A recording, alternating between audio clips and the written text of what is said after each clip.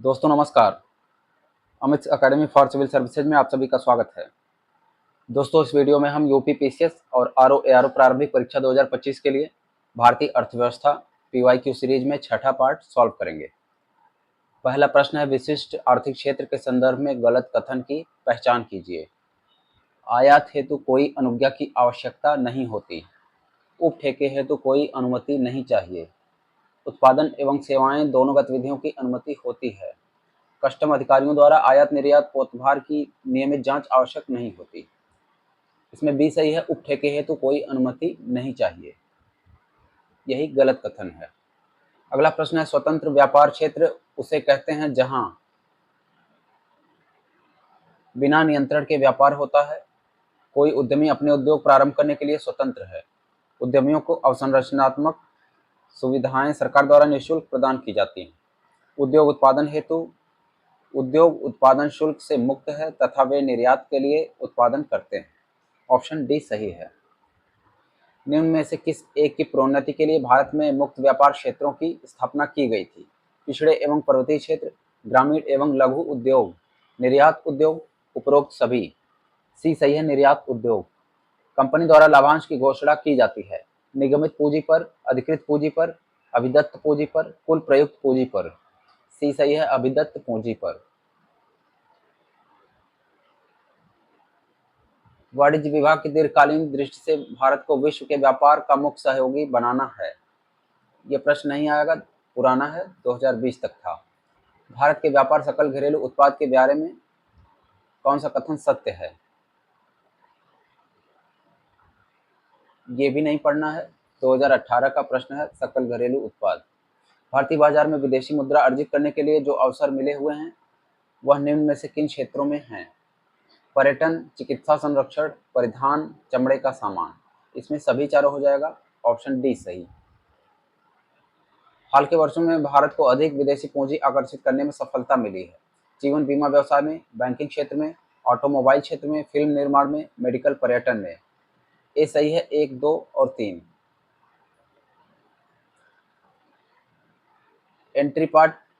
एंट्रीपोर्ट व्यापार से तात्पर्य है निर्यात के लिए आयात की गई वस्तुएं। ऑप्शन डी सही है। अदृश्य निर्यात का अर्थ है सेवाओं का निर्यात। ऑप्शन ए सही है। आयात और निर्यात पर लगाए जाने वाले कर को जाना जाता है आयकर, व्यापार कर, सीमा कर, एक्साइज ड्यूटी। सी सही है, सीमा कर। निम्नलिखित में से भारत की कौन सी संस्था निर्यात व्यापार के जोखिम का बीमा प्रबंधन करती है? निर्यात व्यापार का जोखिम का बीमा करती है एग्जिम बैंक, निर्यात साख एवं गारंटी निगम, सामान्य बीमा निगम, उपयुक्त सभी। बी सही है, निर्यात साख एवं गारंटी निगम।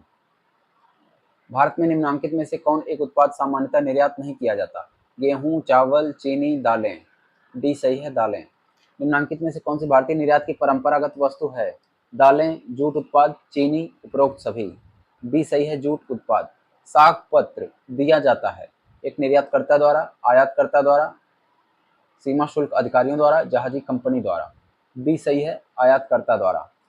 आयात की प्रक्रिया आरंभ होती है, ऑप्शन ए सही है, इंडेंट से। भारत में जिन्सों कमोडिटीज के निर्यात की श्रेणी है परंपरागत निर्यात वस्तु, अपरंपरागत किंतु अनिश्चितता वाली वस्तु, अपरंपरागत अच्छी संभावना वाली वस्तु, उपरोक्त सभी। डी सही है, उपरोक्त सभी। शुद्ध निर्यात बराबर होता है, इसमें सी सही है, निर्यात माइनस आयात। किस वर्ष फेमा ने फेरा का स्थान लिया? डी सही है, 1999। निम्नांकित वैधानिक प्रावधानों के पारित होने में कालक्रमानुसार कौन सा क्रम सही है? विदेशी विनिमय नियमन अधिनियम, एमआरटीपी एक्ट, प्रतिस्पर्धा अधिनियम, विदेशी विनिमय प्रबंधन अधिनियम। इसमें ए सही है, 2, 1, 4, 3।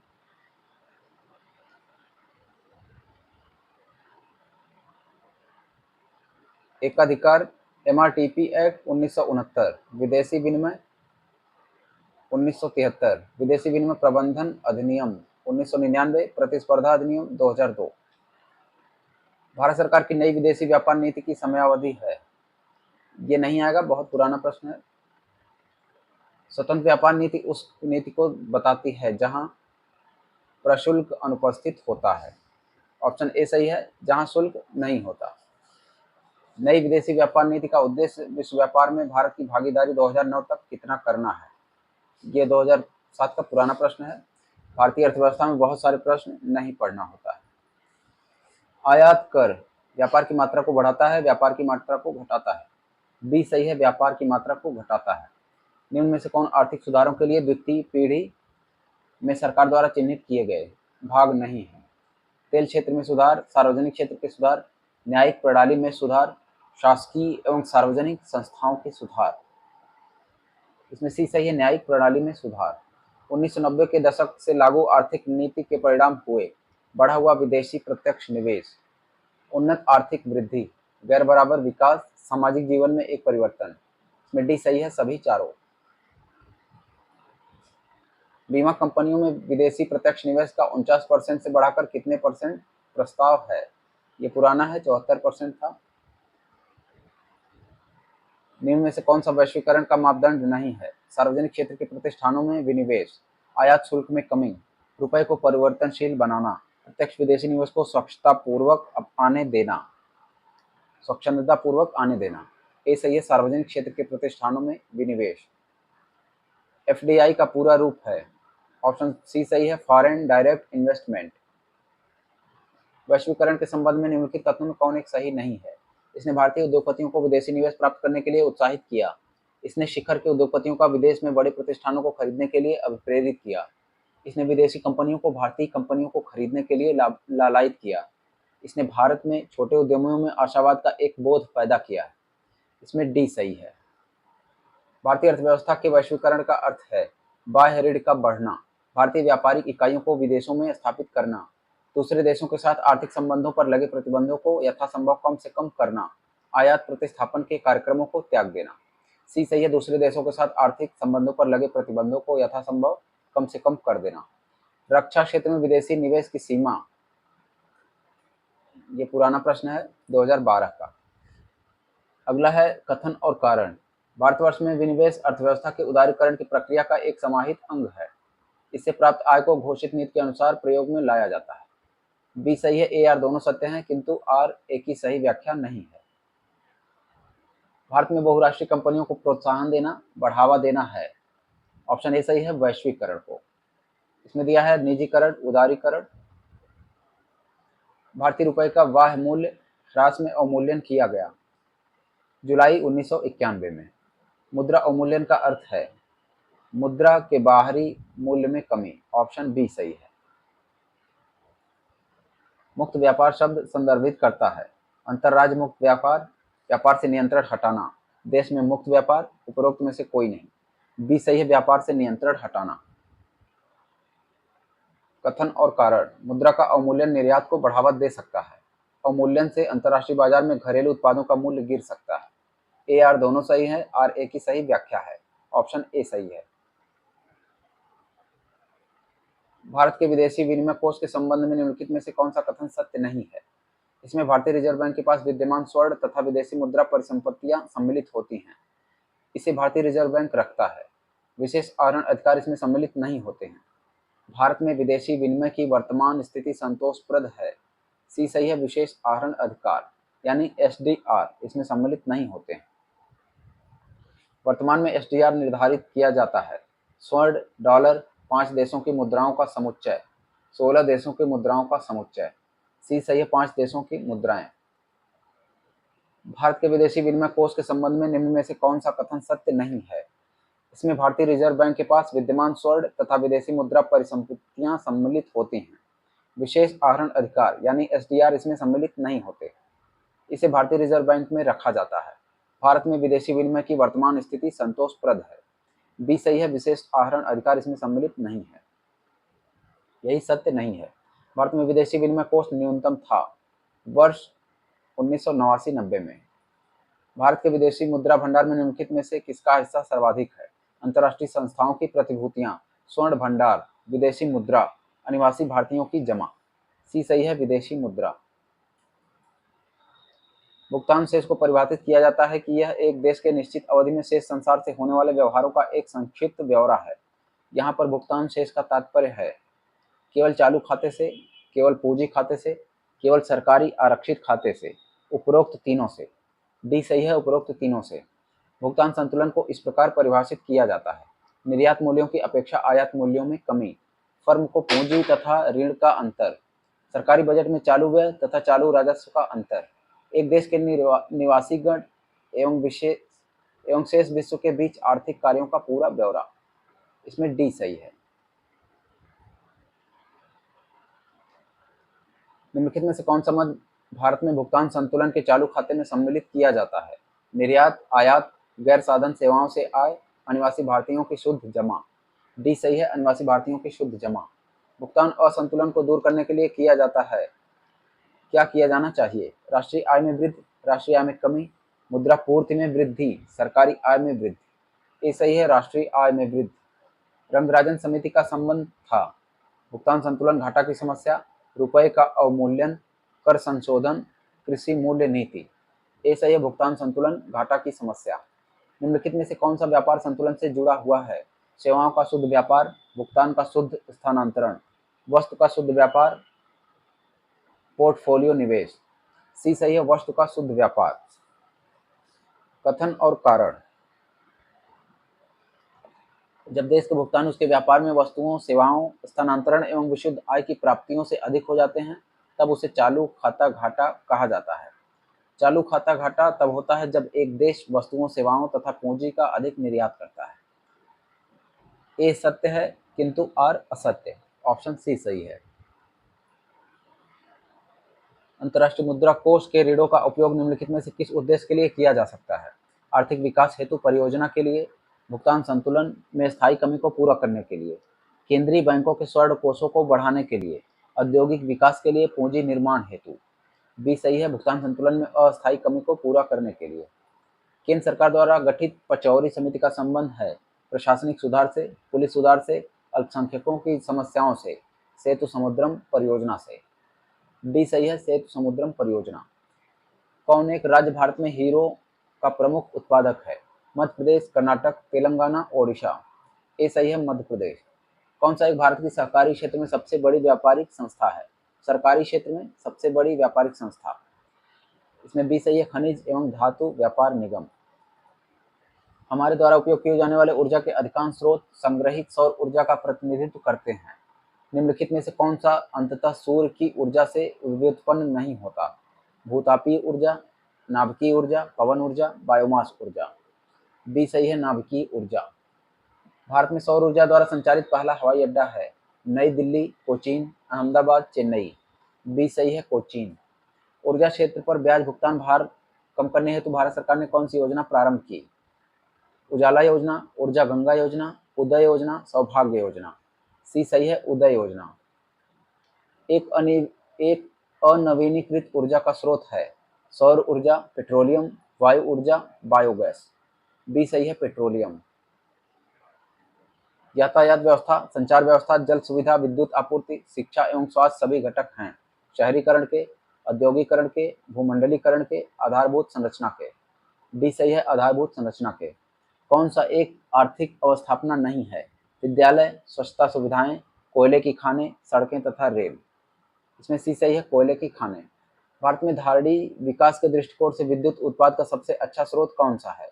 कोयला, खनिज तेल एवं गैस, जल विद्युत, परमाणु ऊर्जा। सी सही है जल विद्युत। ऑयल एक उपक्रम है जो संलग्न है तेल आयात में, तेल शोधन में, तेल अनुसंधान में, तेल विपणन में। डी सही है तेल विपणन में। सूची 1 को 2 से सुमेलित करें। तेल शोधन कारखाना और राज्य। तातीपाका आंध्र प्रदेश, कोयाली गुजरात, नागपट्टिनम तमिलनाडु, नुमालीगढ़ असम। बी सही है 3, 1, 2, 4। किसी देश के प्राकृतिक संसाधनों में निम्नलिखित में से कौन सा सम्मिलित नहीं है? वन, यातायात, ऊर्जा, खनिज। बी सही है यातायात। जल जीवन मिशन योजना किस वित्तीय वर्ष के केंद्रीय बजट में घोषित की गई थी? ऑप्शन ए सही है 2019-20। आधारित संरचना निम्न में से कौन संबंधित है? ऊर्जा, जनसंख्या, संचार, परिवहन। ऊर्जा, संचार, परिवहन। आधारभूत संरचना 1, 3, 4। ऑप्शन सी सही है।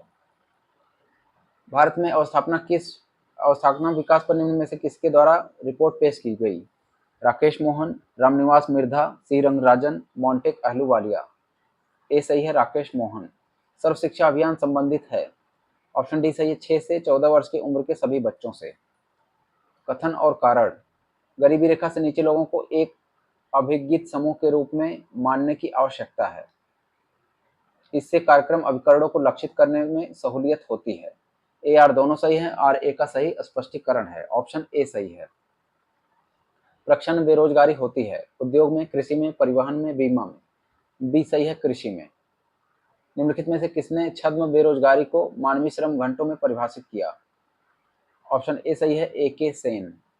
निर्धनता का दुष्चक्र तोड़ा जा सकता है मौद्रिक उपायों द्वारा, संरचनात्मक परिवर्तनों द्वारा, राजकोषीय उपायों द्वारा, किसी के द्वारा नहीं। बी सही है, संरचनात्मक परिवर्तनों के द्वारा। निर्धनता का दुष्चक्र की अवधारणा संबंधित है। कार्ल मार्क्स, नर्कसे, एडम स्मिथ, उपरोक्त में से कोई नहीं। बी सही है, नर्कसे से। तेंदुलकर समिति भारत में गरीबी रेखा के नीचे की जनसंख्या का प्रतिशत तेंदुलकर समिति ने भारत में गरीबी रेखा के नीचे की जनसंख्या का प्रतिशत कितना आकलित किया था? ऑप्शन बी सही है, 37.2%। गरीबी रेखा से नीचे जीवन यापन करने वाली जनसंख्या के अनुपात के नए मानक निर्धारित करने के लिए भारत सरकार ने एक समिति गठित की थी। निम्न में से इस समिति के अध्यक्ष कौन थे? निर्मला देश पांडे, वी सिद्धार्थ, सुरेश तेंदुलकर, जानकी रमन। सी सही है, सुरेश तेंदुलकर। भारतवर्ष में योजना आयोग के अद्यतन अनुमान के अनुसार गरीबी रेखा के नीचे रहने वाली जनसंख्या का प्रतिशत क्या है? ये 1999 का प्रश्न है, ये दोबारा नहीं आएगा। आगे देखते हैं। कथन और कारण। विकास की ऊंची दर के साथ शिक्षित बेरोजगारी बढ़ती है। यह तब होता है जब व्यावसायिक शिक्षा की कमी होती है। ऑप्शन ए सही है, ए आर दोनों सत्य हैं और आर ए की सही व्याख्या करता है। भारत में वह राज्य जिसमें सबसे अधिक शिक्षित बेरोजगारों का प्रतिशत है। आंध्र प्रदेश, गुजरात, केरल, मणिपुर। सी सही है, केरल। कथन और कारण। अद्यतन भारत में सार्वजनिक क्षेत्र में रोजगार की वृद्धि बहुत शिथिल रही है। आर्थिक विकास में राज्य की भूमिका का पुनर्मूल्यांकन किया गया है। ए आर दोनों सही है, आर ए की सही व्याख्या करता है। ऑप्शन ए सही है। भारत में बेरोजगारी मापन की निम्न में से कौन सी विधि एनएसएसओ द्वारा प्रयोग में नहीं लाई जाती? सामान्य प्रमुख स्तर, चालू मासिक स्तर, चालू साप्ताहिक स्तर, चालू दैनिक स्तर। बी सही है, चालू मासिक स्तर। प्रक्षण बेरोजगारी का सामान्यतः अर्थ होता है श्रमिक की सीमांत उत्पादकता शून्य है। ऑप्शन सी सही है।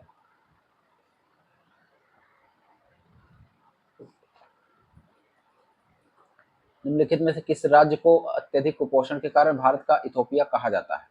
बिहार, मध्य प्रदेश, झारखंड, उड़ीसा। बी सही है, मध्य प्रदेश। कथन और कारण। शहरी गरीबी की जड़ ग्रामीण क्षेत्रों में होती है। ग्रामीण क्षेत्रों में शिक्षा का स्तर निम्न होता है। ए आर दोनों सही हैं, परंतु आर ए का सही स्पष्टीकरण नहीं है। ऑप्शन बी सही है। भारत में गरीबी को परिभाषित किया गया जीवन स्तर के आधार पर, कैलोरी अंतर्ग्रहण के आधार पर, परिवार के सदस्यों की संख्या के आधार पर, परिवार की आय के आधार पर। बी सही है, कैलोरी अंतर्ग्रहण के आधार पर।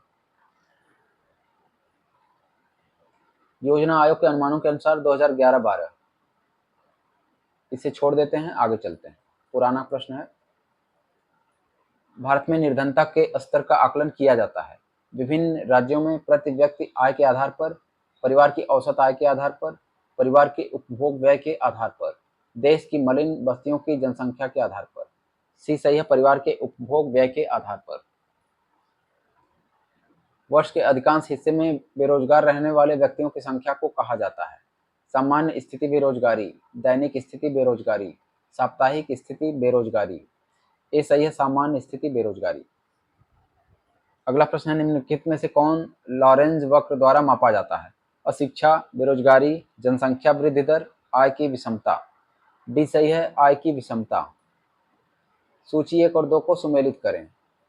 सुरेश तेंदुलकर, गरीबी रेखा निर्धारण 2005। एनसी सक्सेना, ग्रामीण क्षेत्रों में बीपीएल गणना। अमर्त्य सेन, गरीबी की क्षमता का दृष्टिकोण। एसआर हासिम, शहरी क्षेत्रों में बीपीएल गणना। बी सही है, 2, 3, 4, 1। गरीबी की संस्कृति का विचार प्रस्तुत किया था ऑस्कर लुइस द्वारा। गुन्नर मिर्डल द्वारा, आशीष बोस द्वारा, अमर्त्य सेन द्वारा। ए सही है, ऑस्कर लुईस ने कहा था गरीबी की संस्कृति का विचार प्रस्तुत किया था। निम्नलिखित समितियों में से किसने मात्र पोषक तत्वों की आवश्यकता के आधार पर गरीबी रेखा का निर्धारण किया? अलग समिति, लकड़ावाला समिति, तेंदुलकर समिति, रंगराजन समिति। ए सही है, अलग समिति। भारत में गरीबी के अनुमान हेतु निम्नलिखित में से कौन सी विधियों का प्रयोग किया जा रहा है? सिर गणना विधि, कैलोरी ग्रहण, पारिवारिक उपभोग व्यय, प्रति व्यक्ति आय। बी सही है, 1, 2, 3। प्रति व्यक्ति आय के अलावा बहुआयामी निर्धनता सूचकांक में सम्मिलित होता है? स्वास्थ्य, शिक्षा, जीवन स्तर। डी सही है, 1, 2, 3 सभी।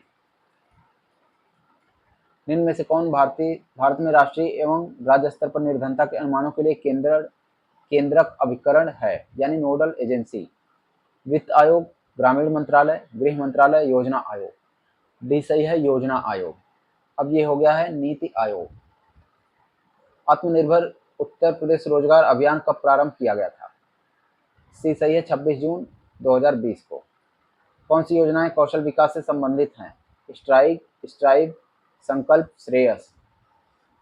सी सही है, 2, 3 और 4। स्ट्राइव, संकल्प, श्रेयस। निम्नलिखित शहरों में से किस एक में देश का प्रथम भारतीय कौशल संस्थान स्थापित किया गया? अहमदाबाद, मुंबई, रोहतक, कानपुर। डी सही है, कानपुर। निम्नलिखित में से कौन सा कथन खुदरा व्यापारियों, दुकानदारों और स्वरोजगार वाले व्यक्तियों के लिए राष्ट्रीय पेंशन योजना के बारे में सही नहीं है? 18 से 40 वर्ष आयु के लोग इसके पात्र हैं। उनका वार्षिक लेन देन रुपया 1.5 करोड़ से अधिक न हो। राष्ट्रीय पेंशन योजना के सदस्य इसके पात्र हैं। इसके अंतर्गत रुपया 3,000 का मासिक पेंशन सुनिश्चित है। सी सही है, राष्ट्रीय पेंशन योजना के सदस्य इसके पात्र हैं। ग्रामीण निर्धनता को दूर करने वाले प्रमुख कार्यक्रम थे? IRDP, ट्राइसेम, JRY, उपरोक्त सभी। डी सही है, उपरोक्त सभी। जवाहर रोजगार योजना में सहायता का केंद्र राज्य अनुपात है? सी सही है, 80-20। 25 सितंबर 2014 को प्रारंभ की गई दीनदयाल अंत्योदय योजना संबंधित है ग्रामीण एवं शहरी क्षेत्रों में कौशल विकास से। ऑप्शन ए सही है। कौशल विकास पहल क्रियाशील हुआ? डी सही है, अप्रैल 2010 में। जवाहर रोजगार योजना का उद्देश्य है ग्रामीण क्षेत्रों में युवाओं को रोजगार उपलब्ध कराना, बेरोजगार युवाओं को रोजगार उपलब्ध कराना, ग्रामीण सामाजिक तथा आर्थिक ढांचे को सुदृढ़ करना। उपरोक्त सभी। डी सही है, उपरोक्त सभी। जवाहर ग्राम समृद्धि योजना तथा सुनिश्चित रोजगार योजना को समेकित कर विलय कर दिया गया संपूर्ण ग्रामीण रोजगार योजना में। ऑप्शन डी सही है। राष्ट्रीय ग्रामीण रोजगार गारंटी योजना लागू की गई फरवरी 2006 को, 2 फरवरी 2006। ऑप्शन ए सही है। निम्नलिखित कार्यक्रमों में से कौन स्वर्ण जयंती ग्राम स्वरोजगार योजना में सम्मिलित नहीं किया गया? IRDP, ट्राइसेम, ड्वाकरा, JRY। डी सही है, JRY। जवाहर रोजगार योजना। संगम योजना का मुख्य उद्देश्य है विकलांगों के कल्याण में वृद्धि करना। ऑप्शन ए सही है। राजीव आवास योजना का लक्ष्य है ग्रामीण निर्धनों के लिए आवास की व्यवस्था, मलिन बस्ती मुक्त भारत, निर्धन छात्रों के लिए छात्रावास की व्यवस्था, गांव में रात्रि आश्रय की व्यवस्था। बी सही है, मलिन बस्ती मुक्त भारत। निम्नलिखित में से किस वर्ष में स्वावलंबन योजना प्रारंभ की गई? ऑप्शन ए सही है, 2010 में। निम्नलिखित व्यवसाय का सामाजिक उद्देश्य है नवाचार, रोजगार सृजन, व्यावसायिक समन्वय, जोखिम प्रबंधन। व्यवसाय का सामाजिक उद्देश्य है रोजगार सृजन। ऑप्शन बी सही है। कथन और कारण। मनरेगा एक कार्य उन्मुखी परियोजना है जो पूरे देश में कार्यान्वित हो रही है। यह परियोजना राज्य सरकारों द्वारा कार्यान्वित की जा रही है। ए आर दोनों सही हैं, परंतु आर ए की सही व्याख्या नहीं है। ऑप्शन बी सही है। कौशल विकास योजना बढ़ाती है मानव पूंजी, भौतिक पूंजी, कार्यशील पूंजी, स्थिर पूंजी। ऑप्शन ए सही है, मानव पूंजी। राष्ट्रीय शहरी आजीविका मिशन योजना NULM से किस महापुरुष का नाम जोड़ दिया गया? अटल बिहारी वाजपेयी, वीर सावरकर, दीनदयाल उपाध्याय, श्यामा प्रसाद मुखर्जी। सी सही है, दीनदयाल उपाध्याय। स्वर्ण जयंती ग्राम स्वरोजगार योजना को पुनर्गठित किया गया महात्मा गांधी राष्ट्रीय ग्रामीण रोजगार गारंटी योजना के रूप में, राष्ट्रीय ग्रामीण आजीविका मिशन के रूप में। बी सही है, राष्ट्रीय ग्रामीण आजीविका मिशन के रूप में।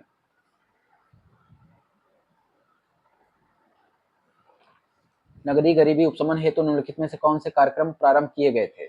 नगरीय गरीबों के लिए स्वरोजगार कार्यक्रम 1986, नेहरू रोजगार योजना 1989, स्वर्ण जयंती शहरी रोजगार योजना 1997, उपरोक्त सभी। डी सही है, उपरोक्त सभी। मुख्यतः गरीबी उन्मूलन हेतु निम्नलिखित में से किस प्रधानमंत्री ने मूल रूप से 20 सूत्री कार्यक्रम प्रारंभ किया था? जवाहरलाल नेहरू, लाल बहादुर शास्त्री, विश्वनाथ प्रताप सिंह, इंदिरा गांधी। डी सही है, इंदिरा गांधी।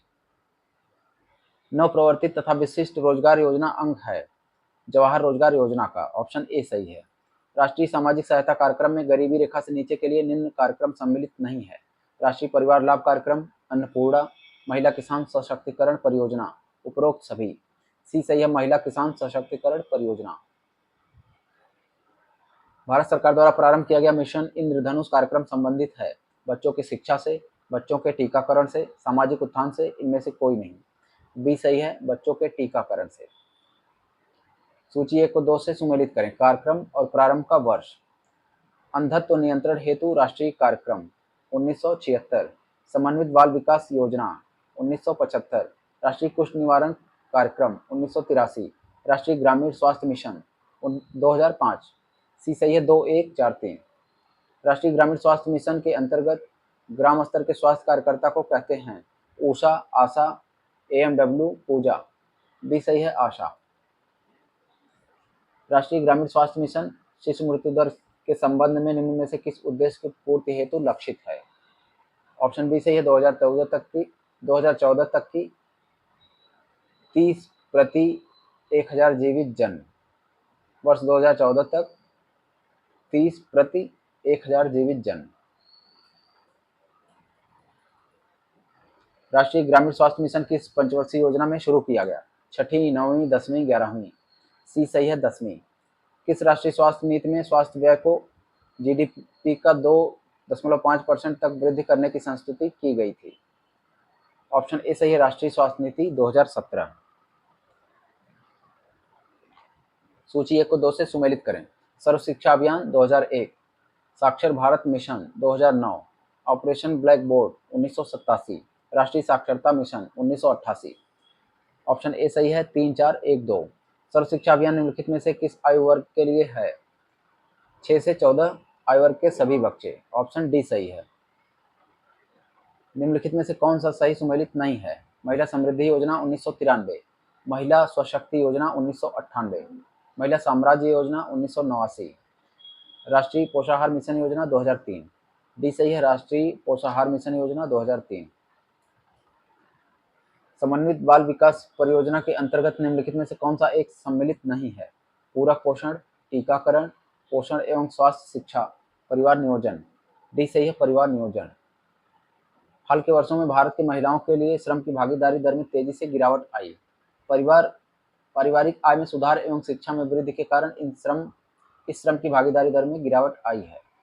ए आर दोनों सही हैं, परंतु आर ए की सही व्याख्या नहीं है। ऑप्शन बी सही है। स्टैंड अप योजना के संदर्भ में निम्नलिखित में से कौन सा कथन सही है? इसका उद्देश्य SC, ST एवं महिला उद्यमियों की उद्यमशीलता को बढ़ावा देना है। यह सिडबी के माध्यम से पुनर्वित्त प्रदान करता है। इसमें दोनों सही है, 1 और 2। ऑप्शन सी सही है।